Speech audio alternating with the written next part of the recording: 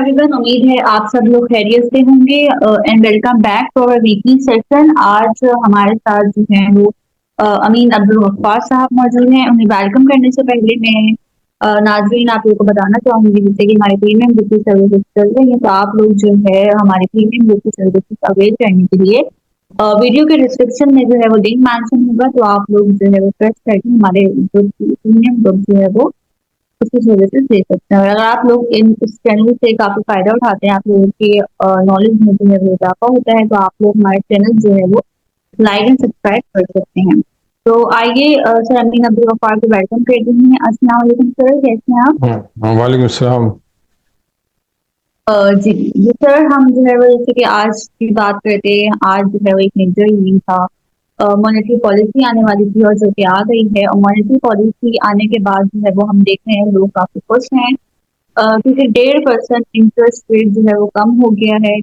लोगों को यकीन नहीं था, कुछ लोगों की रूमर्स थी, कुछ जो है वो अफवाहें फैली हुई थी कि इंटरेस्ट रेट कभी भी कम नहीं होगा। लेकिन जब ये इंटरेस्ट रेट कम हुआ तो लोग काफी खुश थे। तो मैं आपसे ये पूछना चाहूंगी कि सबसे पहले तो मार्केट का बताइए, मार्केट कैसी थी? और इस इंटरेस्ट रेट 1.5% इंटरेस्ट रेट जो कम हुआ है आज, तो इसको आपने कैसा देखा? आपको क्या लग रहा है कि अब जो है वो किन सेक्टर्स पर पॉजिटिव इम्पैक्ट पड़ेगा, किन सेक्टर्स पर जो है वो नेगेटिव इम्पैक्ट पड़ेगा? क्योंकि सीमेंट और स्टील का तो हम लोग सबको पता है कि इस पर जो है वो इम्पैक्ट पड़ता है, लेकिन इसके अलावा कौन से सेक्टर जिनके अंदर अच्छी मूवमेंट आ सकती है? सबसे पहले तो आज ये बहुत अच्छा दिन है कि स्टेट बैंक ने इंटरेस्ट रेट कम किया। और पिछली दफा भी मॉनेटरी पॉलिसी आई थी तो स्टेट बैंक ने कट इंटरेस्ट रेट नहीं किया था, सेम रखा था 22%। इसके बावजूद भी मार्केट ने तकरीबन वहां से 76,000 पॉइंट 76,000 के करीब मार्केट गई थी। यहाँ से मार्केट 4,000 डिस्काउंट है।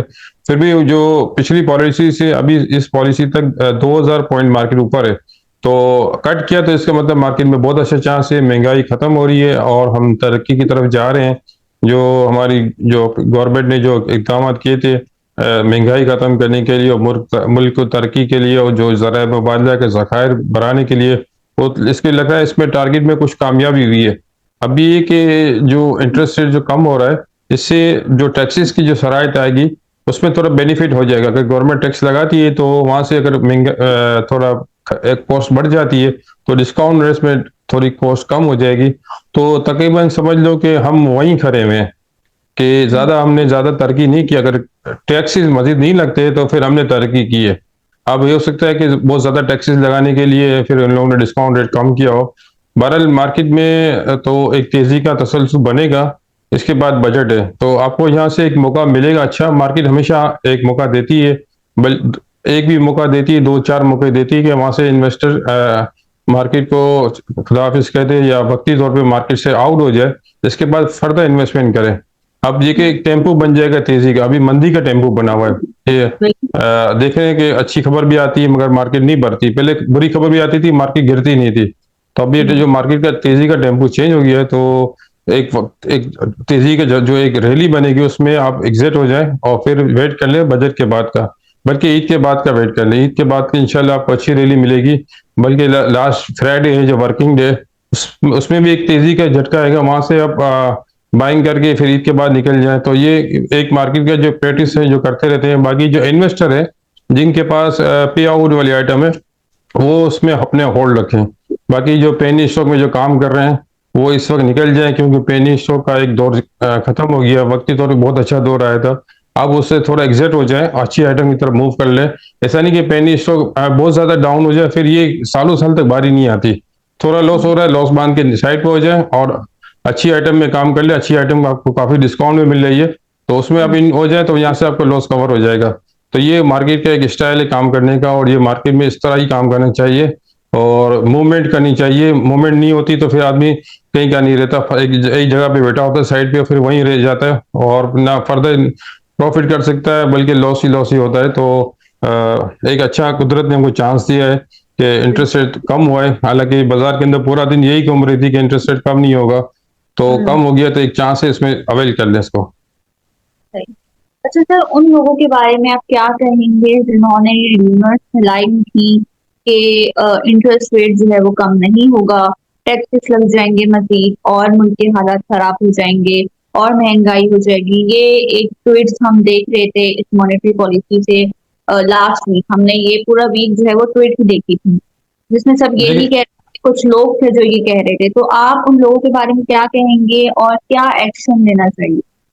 देखिए ये लाहौर के एक साफ़ी हैं और उसने इनके ज़्यादा ट्वीट आते थे। अली जफ़र एक क्या उसका नाम था, उसके बहुत ज़्यादा ट्वीट आ रहे थे मंदी के। उसको लोगों ने ग्रुप में शेयर किया, हालांकि इसको ग्रुप में शेयर नहीं करना चाहिए, वो ऑथेंटिक न्यूज़ नहीं होती। और काफ़ी इसने इंटरेस्ट रेट की बताया थी, मॉनेटरी पॉलिसी में इंटरेस्ट रेट कम नहीं होगा और मजीद गवर्नमेंट टैक्सेस लगाएगी, महंगाई मजीद और बढ़ जाएगी। तो ये देखने कि डिस्काउंट रेट हो गया तो इसका मतलब कि कुछ हालात कंट्रोल पे है। अब वो जो तेजी का सिलसिला खत्म हो गया, अब हो सकता है कि उसको कुछ ही बड़े ब्रोकर ने या किसी बड़े इन्वेस्टर ने उसको कुछ रकम दे के ये खबर लगाई हो और ताकि एक तेजी का सिलसिला टूट जाए। तो ये इस किस्म के जो साफ़ी होते हैं उनसे थोड़ा दूर रहना चाहिए, उनकी ट्वीट भी नहीं करना सुनना चाहिए। ऑथेंटिक साफ़ी होते हैं, गवर्नमेंट की जो प्रेस रिलीज होती है उस पे देते हैं, इनकी गवर्नमेंट की वेबसाइट पे आता है, बजट की तजावीज़ में आता है कि ये मतलब हो रहा है, तो उस पे अमल करें। बाकी ये कि छोटे-छोटे साफ़ियों के कहने पे अगर ये करते रहेंगे तो ये फिर छोटे लोगों को नुकसान होता है। बड़े लोग तो सर्वाइव कर जाते हैं, किसी न किसी और आइटम में कमा लेते हैं या होल्ड कर लेते हैं। छोटे लोग बहुत बहुत ज़्यादा नुकसान कर जाते हैं, फिर वो सर्वाइव नहीं कर सकते बल्कि मार्केट से आउट हो जाते हैं। तो ऐसे साफ़ियों को मैं कहता हूँ कि थोड़ा एहतियात करें, खुदा का खौफ करें। मतलब ये मुल्क हमारा इतना बड़ा है नहीं, इतने बड़े मार्केट है नहीं, छोटे लोगों की मार्केट है। तो वो 2 पैसे कमा लेंगे तो आपको क्या तकलीफ है? तो वैसे उल्टे-सीधे ट्वीट करके आपको 2 पैसे तो मिल जाते हैं, मगर ये कि जिन लोगों को नुकसान हो जाता है उनका फिर अज़ाला बहुत मुश्किल हो जाता है, उनको आप साथ दीजिए, तो कुदरत भी आपको साथ देगी। बिल्कुल सही सर। अच्छा, ये जो इंटरेस्ट रेट ये 1.5% कम हुआ है, तो आप क्या समझते हैं ये इनफ है? आप क्या एक्सपेक्ट कर रहे थे कितना इंटरेस्ट रेट कम होगा? क्योंकि कुछ लोग कह रहे थे कि ज्यादा से ज्यादा 1% कम हो जाएगा। तो आपने देखिए क्या आप क्या समझते हैं, आप इतना ही एक्सपेक्ट कर रहे थे? और क्या मार्केट ने पॉजिटिव इम्पैक्ट इस इंटरेस्ट रेट का पहले ही दिखा दिया था या मजीद जो है वो मार्केट पॉजिटिव हो सकती है? क्या डायरेक्शन है? देखिए मेरा पर्सनल तो खैर ये ख्याल था कि 1% इंटरेस्ट रेट कम होगा, मगर ये कि 1.5% कम हो गया। बाकी जब मार्केट जब तेजी थी तो 2% इंटरेस्ट रेट की बात हो रही थी। जब तेजी का सिलसिला टूट गया तो फिर ये कह रहे थे इंटरेस्ट रेट चेंज नहीं होगा, वही होगा 22% या आधा परसेंट कम होगा। मगर ये 1.5% बहुत बड़ा अच्छा साइन है। ये एक तेजी का सिलसिला दोबारा इंशाल्लाह कायम हो जाएगा। बल्कि ये 22 अगर 12 तारीख को बजट आ जाता है या तो फिर बजट के बाद भी एक रैली बनेगी, छुट्टियों की तेजी बनती है, जो मार्केट ऑफ होती है इसका एक 4 दिन का बदलाव होता है, फिर इसमें मार्केट को तेज करते हैं। तो लोगों को निकलने का मौका मिलता है। जो खेलने वाले होते हैं, जो लेवरेज में जाते हैं, उनकी तो मैं बात नहीं कर रहा। बाकी ये कि जो इन्वेस्टर हैं, जो जिनको प्रॉफिट हो रहा है वो प्रॉफिट जरूर कर लें, हम्म। एक वन शॉट मार्केट से थोड़ा दूर हो जाए, क्योंकि बजट भी आ जाता है। इसके बाद फिर बजट जल्दी समझ में नहीं आता, कुछ गवर्नमेंट कैसे मसाइल कर देती है। तो इसमें रूमर फैला के जो बड़े जो इन्वेस्टर होते हैं या बड़े ब्रोकर होते हैं वो मार्केट को गिरा देते हैं। तो इससे बेहतर है कि आप साइड पे हो जाएं, जो आपकी इन्वेस्टमेंट सेव करें, फिर आप दोबारा मार्केट में काम करें तो इंशाल्लाह 2 पैसे देख कमाएंगे आप। सही। अच्छा, ये सर जो इंटरेस्ट रेट कम हुआ है तो आप क्या समझते हैं, आपका कोई टारगेट है कि इंडेक्स जो है वो अब कहाँ जा सकता है, कितना क्रॉस कर सकता है इंडेक्स? तो टारगेट आपका बनाया हुआ है? देखिए बजट का इंटरेस्ट रेट कम हुआ तो इसके बाद ये कि अगर टैक्सेस वगैरह नहीं लगते तो मार्केट 80,000 के पॉइंट करीब चली जाएगी। अगर टैक्सेस ज़्यादा लग जाते हैं, कुछ गेन टैक्स वगैरह या डिविडेंड पे टैक्स, तो फिर मार्केट वहाँ से लूज हो जाएगी। तो एक मौका आपको मैंने पहले भी कहा मिला है कि आप इंटरेस्ट रेट कम हुआ है तो रैली तेजी की बनेगी। इसमें जो छोटे इन्वेस्टर है वो साइड पे हो जाए, वो अपना प्रॉफिट और अपनी इन्वेस्टमेंट को साइड पे कर ले। आगे खतरात हैं, जब जब क्लियर हो जाए फिर दोबारा एंट्री कर ले। शेयर आपको मिल तो जाते हैं, फिर बिकते बहुत मुश्किल से। आपको किसी भी रेट में माल मिल जाएगा, फिर बिकने के लिए आपको इसी मार्केट में बेचना है, तो फिर यहाँ से लोग बायर को हट जाते हैं। फिर आदमी को बहुत ज्यादा लॉस होता है, वो फिर डाउन पे लोग लग जाते हैं, तो शेयर नहीं बिकते। तो इसकी फिक्र नहीं करे कि आपको माल नहीं मिलेगा, शेयर आपको बहुत मिलेंगे, बिकने में तकलीफ होती है। तो इससे बेहतर है कि वन साइड प्रॉफिट करके या लेवल करके या थोड़ा लॉस करके साइड पे हो जाना, ये बेहतर है। ठीक। सर, एंड में हम थोड़ी सी बजट की बात कर लेते हैं, क्योंकि अभी तक तो एक्सपेक्टेड है कि 12 तारीख तक जो है वो आ जाएगा अगर डिले नहीं हुआ। तो क्या बजट कैसा आएगा और क्या इम्पैक्ट पड़ेगा मार्केट का? कुछ आप बताना चाहेंगे? देखिए, अभी तो बजट में कोई ऐसी बात आ रही नहीं है, गवर्नमेंट की तरफ से ऑफ़िशियली कोई बात आ नहीं रही कि टैक्सेस वगैरह लगेंगे, बल्कि जो सेल टैक्स की बातें आ रही थी कि स सेल टैक्स 1% बढ़ेगा, उसकी भी गवर्नमेंट बार-बार तरदीद करती जा रही है। कुछ ज़रूरी शोबे में कुछ टैक्स लगेगा, सैलरी पर्सन पे टैक्स लगेगा, जिनकी हाई सैलरी है, उस पे कुछ टैक्सेस वगैरह लगेंगे और कुछ खाने-पीने की ऐसी लग्ज़री आइटम है, उस पे लगेंगी और जो लग्ज़री आइटम हम इम्पोर्ट करते हैं, उस पे कुछ टैक्सेस लगेंगे। तो मुझे नहीं लगता है कि आम आदमी से ज़्यादा मुतासिर होगा, क्योंकि ऑलरेडी बहुत ज़्यादा महंगाई है और ये वो गवर्नमेंट नहीं है कि महंगाई पे महंगाई करते जाए, बल्कि ये अवामी गवर्नमेंट है।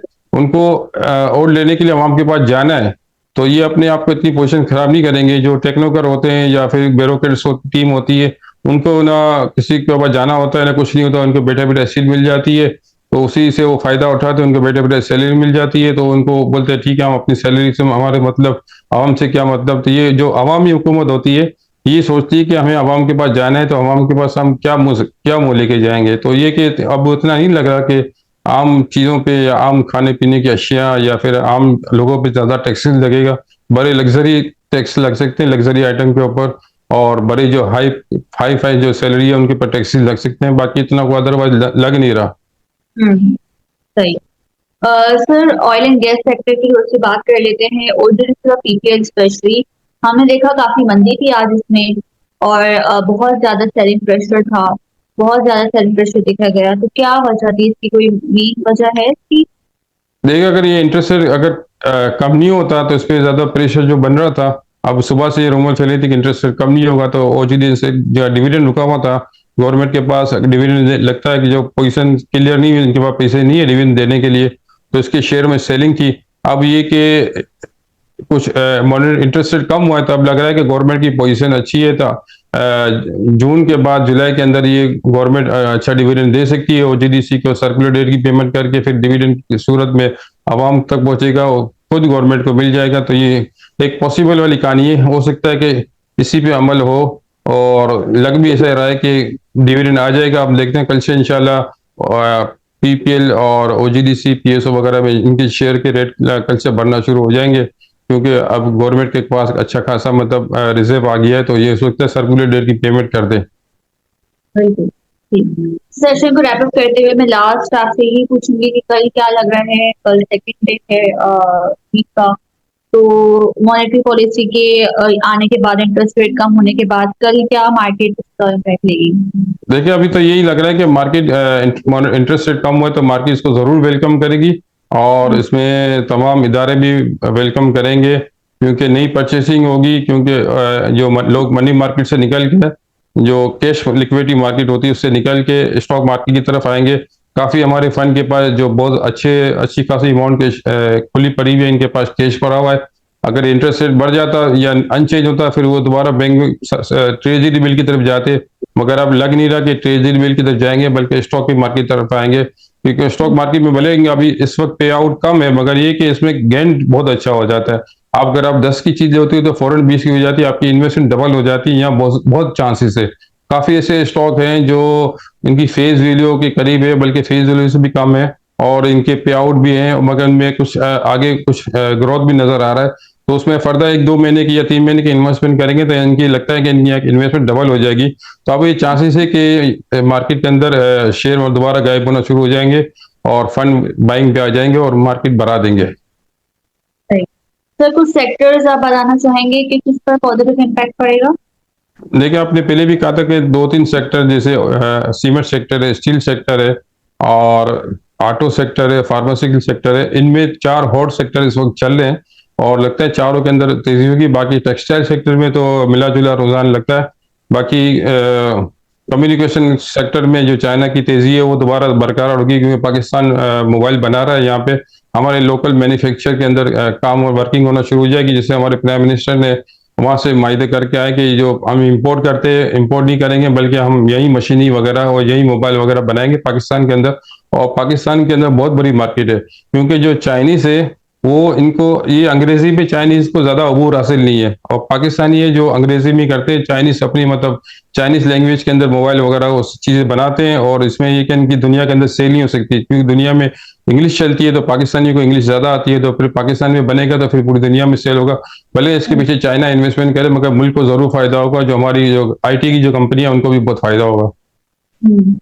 चलो, thank you so much sir, session को रैप अप करते हैं। Thank you so much sir, आपने अपना कीमती वक्त दिया हमें। आपका सेशन हमें हमेशा की तरह जो है वो काफी इंफॉर्मेटिव हुआ। Thank you so much sir, आगे आने वाले सेशन में आपको फिर इनवाइट करेंगे। अपना ख्याल रखिएगा।